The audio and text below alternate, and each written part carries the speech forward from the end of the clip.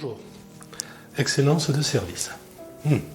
Je me présente, José Diaz, ou JD Roman, quand je publie des livres sur les habiletés commerciales ou de management, d'accord, qui sont utilisés dans de nombreuses universités et écoles de commerce. Alors, excellence de service, de nos jours, sont des thèmes relativement bien dominés, mais on peut encore donner quelques tours d'écrou. Okay. J'ai commencé à travailler ça avec Jan Carlzon et Fred Harber il y a maintenant plus de 25 ans, donc un hommage à mes maîtres. Et j'ai développé ceci dans tout type de secteur et d'activité. Et donc, j'ai travaillé dans tous les secteurs, dans la plupart des secteurs. Depuis les commodities jusqu'à des hautes valeurs ajoutées, nous allons dire. Et ce qui est très intéressant, c'est que l'expérience de client a des éléments communs, quel que soit le secteur, quel que soit le produit, service que nous proposons. Alors simplement, prenons quelques minutes pour réviser quelques éléments, quelques concepts, quelques définitions. Ok ? Bien. On parle beaucoup de la satisfaction du client. Bien. Satisfaction du client, ça veut dire quoi ? Le client espère ceci, et il reçoit exactement ce qu'il espérait. D'accord ? Bien. Condition nécessaire. Pas suffisante. Qu'est-ce qui fera que mon client deviendra un client répétitif et sera donc fidélisé? Il attend ceci, il reçoit exactement la même chose, il n'y a pas d'émotion générée.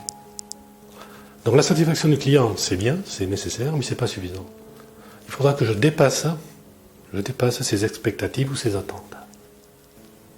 Premier point. Autre point. J'ai parlé de commodities. Un cas réel, vendre du ciment. Le ciment, il n'y a pas beaucoup de valeur ajoutée. Effectivement, si on se concentre uniquement sur le produit, il n'y a pas une énorme valeur ajoutée. Par contre, il y a quantité de services ou de prestations supplémentaires que l'on peut offrir et qui feront la différence et qui nous différencieront de la concurrence. Dans le monde de l'automobile ou de l'industrie, où j'ai beaucoup travaillé, c'est quelque chose que l'on a commencé à prendre en compte réellement il y a 25-30 ans. Maintenant, c'est relativement bien accepté. D'accord ?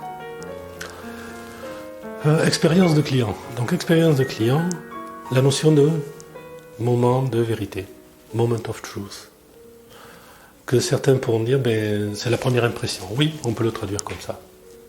D'accord ?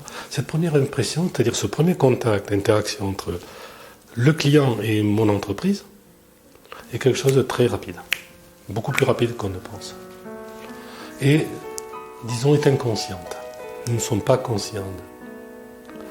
Et pourtant, c'est fondamental. Donc, ce que Jan Carlzon, à l'époque, avait bien détecté et analysé, c'est qu'il existe une série de moments de vérité, qui peuvent être positifs ou négatifs. Ok ? Moments de vérité. Un autre aspect à tenir en compte également, comment je vais mesurer comment je fais les choses. Alors, depuis quelques années, nous utilisons le NPS, ou le Net Promoter Score. D'accord ? Je vous laisse chercher. Basiquement, c'est un indicateur qui nous dit directement, puisque c'est la voix du client, comment nous fonctionnons. Alors ici, simplement, la nuance que je veux apporter est la suivante. Il est difficile de comparer des NPS en valeur absolue. En particulier si nous travaillons avec des pays ou des cultures différentes.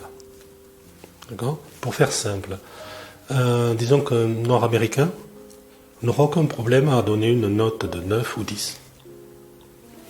C'est culturel. En Europe, c'est plus compliqué. Donc quand nous utilisons un NPS, le plus important, ce n'est pas tant la valeur absolue que l'évolution de mon NPS. C'est-à-dire, où est-ce que je suis et quelle est mon évolution. D'accord ? Autrement, nous comparons des choses qui ne sont pas comparables. Correct ? Un autre aspect à nuancer.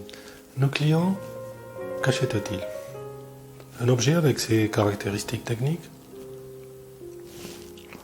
qui fait quelque chose, mais qui produit un bénéfice, c'est-à-dire qui a un intérêt, qui répond à un besoin, exprimé ou latent, ce sera un autre débat. Donc nos argumentaires devraient normalement se baser sur les bénéfices pour le client. Comment on se connecte avec ses attentes et non pas sur les caractéristiques purement techniques du produit. Ok ? C'est plus compliqué parce que ça implique de prêter attention à ce que le client demande. Et une fois, et là nous allons fermer le cercle, une fois que nous répondons à ces expectatives, rappelez-vous, nous devons les dépasser.